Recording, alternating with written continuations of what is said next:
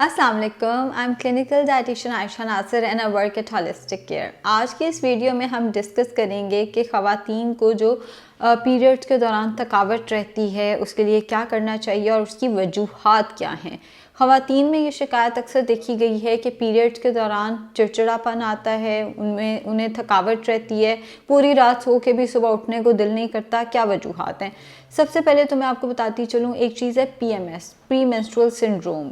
कि 90% ख़वातीन इसको फेस करती हैं, बल्कि मेरे ख्याल में 100% ख़वातीन ही इसको फेस करती हैं। कुछ लोगों को ये सिंड्रोम माइल्ड होता है, कुछ को बहुत सवेयर होता है और कुछ को बिल्कुल महसूस नहीं होता। अब इस सिंड्रोम में होता क्या है? थकावट रहना, चिड़चिड़ापन रहना, जो जिसे कहते हैं चीखना चिल्लाना, मूड बहुत ज़्यादा ख़राब हुआ होना, बात बात पे झगड़ा करना, क्योंकि माइंड में जो हैप्पी हार्मोन है वो थोड़ा सा कम हुआ होता है, जिसकी वजह से हम बहुत ज़्यादा चिड़चिड़ापन फील कर रहे होते हैं। थकावट भी इसके अंदर रिपोर्ट की जाती है कि बहुत ज़्यादा थकावट होती है, आप बहुत ज़्यादा सुस्त फील करते हैं, कोई काम करने को दिल नहीं कर रहा होता और आप बात बात पे लड़ने झगड़ने लग जाते हैं। तो ये सारा कुछ जो है ये PMS की निशानी है। अब थकावट रहना भी PMS की निशानियों में से एक है, लेकिन आपको कब पता चलेगा कि ये जो थकावट आपको रह रही है क्या ये नॉर्मल है या नहीं नॉर्मल? अगर आपने पूरी रात आप सोए हैं, सुबह उठ के आपका कुछ करने को दिल नहीं कर रहा, आपको आपका एनर्जी लेवल बहुत ज़्यादा लो हुआ है और आपके अगर 7 डेज़ आपका मेंस्ट्रुअल साइकिल चलता है तो पहले 3 दिन जो हैं वो आप बहुत ज़्यादा लो फील करें, इट मीन्स ये नॉर्मल नहीं है। जो PMS है वो ऑलमोस्ट सब ख़वातीन फील करती हैं, लेकिन इतना भी नहीं कि आप पूरी रात सो रहे हो लेकिन सुबह भी आपसे उठा नहीं जा रहा। अब अगर ऐसा हो रहा है तो क्या मसले मसाइल हो सकते हैं? सबसे पहले तो आपको आयरन की कमी हो सकती है, जिसे आयरन डेफिशिएंसी अनीमिया भी कहते हैं। अगर आपका इस तरह का मसला है तो आपने अपने 2 टेस्ट कराने हैं, एक है HB, एक है फेरेटिन।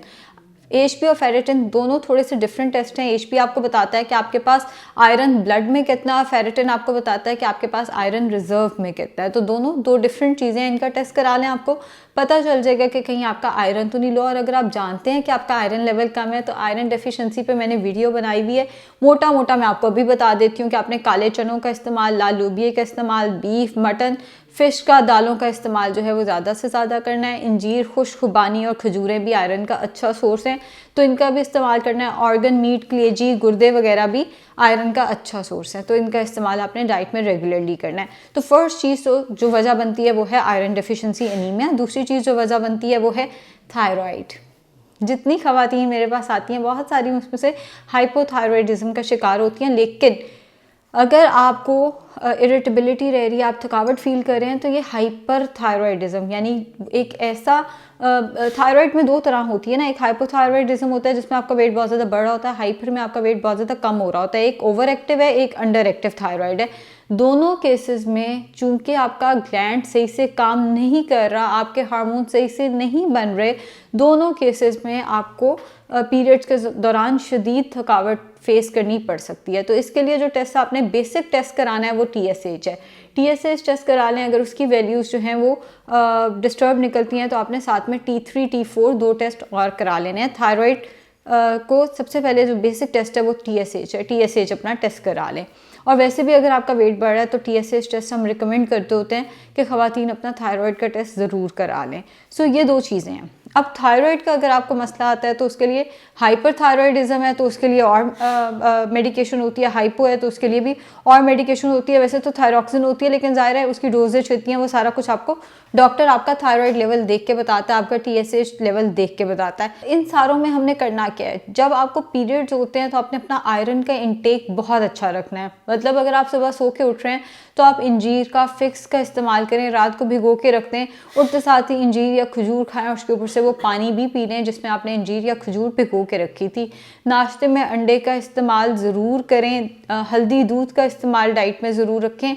हल्दी दूध जो है वो मेंस्ट्रुअल क्रैम्प्स को भी कम करता है, आपकी थकावट को भी कम करने में हेल्पफुल होता है। टर्मरिक टी बहुत अच्छी है, टर्मरिक टी का इस्तेमाल ज़रूर रखें। टर्मरिक टी में आपने 1/4 चाय का चम्मच हल्दी, 1/4 चाय का चम्मच काली मिर्च, 1 चुटकी अजवाइन, 1 चुटकी मेथी दाना, 1 इंच दालचीनी, इनको उबाल के इसमें हस्बे ज़ायका लेमन स्क्वीज़ करके अगर आप लेना चाहें तो ले सकते हैं। लेमन ने इस केस में सिर्फ फ्लेवर को इन्हांस करना है, इसका कोई ऐसा काम नहीं है। तो टर्मरिक टी का आप इस्तेमाल ज़रूर रखें।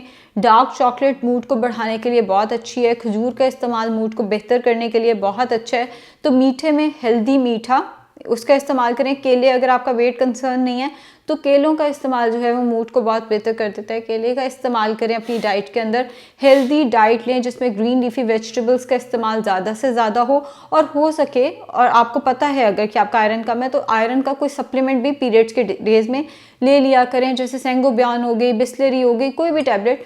अगर आपको पता है आपका आयरन का लेवल लो है तो आपने पीरियड्स के डेज में वो आयरन का सप्लीमेंट भी लेते रहना है। चाय के साथ नहीं लेना। चाय का इस्तेमाल वैसे जो थकावट है उसको कम कर देता है, क्योंकि कैफ़ीन जो है वो आपको एक्टिव कर देती है। तो चाय का इस्तेमाल करें, बस नाश्ते, दोपहर के खाने, रात के खाने के साथ नहीं करना, 1 घंटे पहले या 1 घंटे बाद करें।